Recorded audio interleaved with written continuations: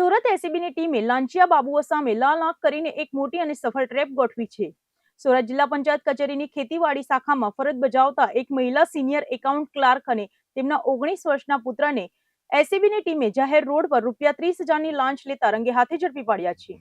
સરકારી કચેરીઓમાં ભ્રષ્ટાચાર આચરીને પ્રજા અને કર્મચારીઓને હેરાન કરતા લાંચિયા અધિકારીઓ પર એસીબીએ સકંજો કસવાનું શરૂ કર્યું છે। સુરત એસીબીની ટીમે જહાંગીરાબાદ વિસ્તારમાં જાહેર રોડ પર એક જાગૃત નાગરિકની ફરિયાદના આધારે મોટો છટકો ગોઠવીને ક્લાસ 3ના કર્મચારી અને તેમના પુત્રને કાયદાના સિકંજામાં લીધા છે। પકડાયેલા આરોપીઓમાં સુરત જિલ્લા પંચાયત કચેરીની ખેતીવાડી શાખામાં સિનિયર એકાઉન્ટ ક્લાર્ક તરીકે ફરજ બજાવતા 45 વર્ષીય મહિલા કર્મચારી અને તેમના 19 વર્ષીય પુત્રનો સમાવેશ થાય છે। આ લાંચના કેસની ટૂંકી વિગત એવી છે કે આ કામમાં ફરિયાદી અને તેમના અન્ય સહકર્મચારીઓના વર્ષ 2022 થી વર્ષ 2024 સુધીના ટીએ બિલ એટલે કે ટ્રાવેલિંગ એલાઉન્સ અને એલટીસી બિલ પાસ કરાવવાના બાકી હતા। આ બિલ મંજૂર કરવાના અવેજ પેટે જિલ્લા પંચાયતના સિનિયર એકાઉન્ટ ક્લાર્ક દ્વારા ફરિયાદી પાસે મોટી રકમની માંગણી કરવામાં આવી હતી, જેમાં ટીએ બિલના એક કર્મચારી દીઠ ₹1,500 લેખે કુલ 33 કર્મચારીઓના ₹49,500 અને એલટીસી બિલના એક કર્મચારી દીઠ ₹1,000 લેખે 13 કર્મચારીઓના ₹13,000 મળીને કુલ ₹62,500ની લાંચ માંગવામાં આવી હતી। આ લાંચની રકમ પૈકી ફરિયાદી પાસેથી તાત્કાલિક ધોરણે ₹30,000ની વ્યવસ્થા થઈ ગઈ હતી, પરંતુ ફરિયાદી આ પ્રકારે ભ્રષ્ટાચારના ભાગરૂપે લાંચની રકમ આપવા બિલકુલ માંગતા ન હોવાથી તેમને હિંમત દાખવીને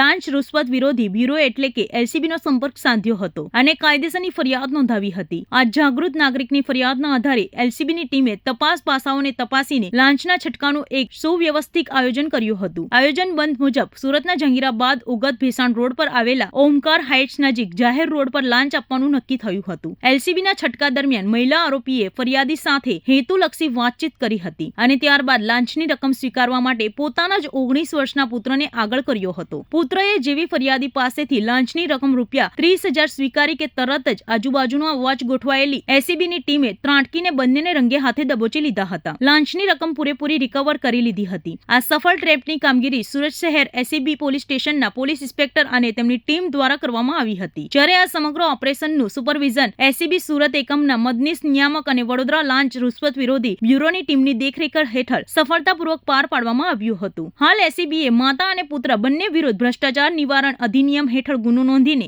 આગળની કાયદેસરની કાર્યવાહી તેજ કરી છે। એસીબીની એક જાગૃત નાગરિકથી ફરિયાદ મળેલી ખેતીવાડી શાખા જિલ્લા panchayat Surat senior accountant clerk તરીકે ફરજ બજાવતા રૂપલબેન ટેલર કે જેઓએ ખેતીવાડી વિભાગના કર્મચારીઓ જેઓના ટીએ બિલ તેમજ એલટીસીના બિલો મંજૂર કરવાના આવેજ પેટે 1000 તેમજ 1500 એ લેખે ટોટલ ₹61,500ની માગણી કરેલી, જે પૈકી ફરિયાદી પાસે એક ₹30,000 એકત્રિત થયેલા, જે ગતરોજ મેળવવા એને પોતાની પાસે બોલાવેલો અને ₹30,000ની ગેરકાયદેસરની લાંચની માગણી કરી એ સ્વીકાર કરતા ગતરોજ તેઓ તથા તેમનો પુત્ર જીલ ટેલર એમની અટકાયત થયેલી છે અને આગળની કાર્યવાહી ચાલુ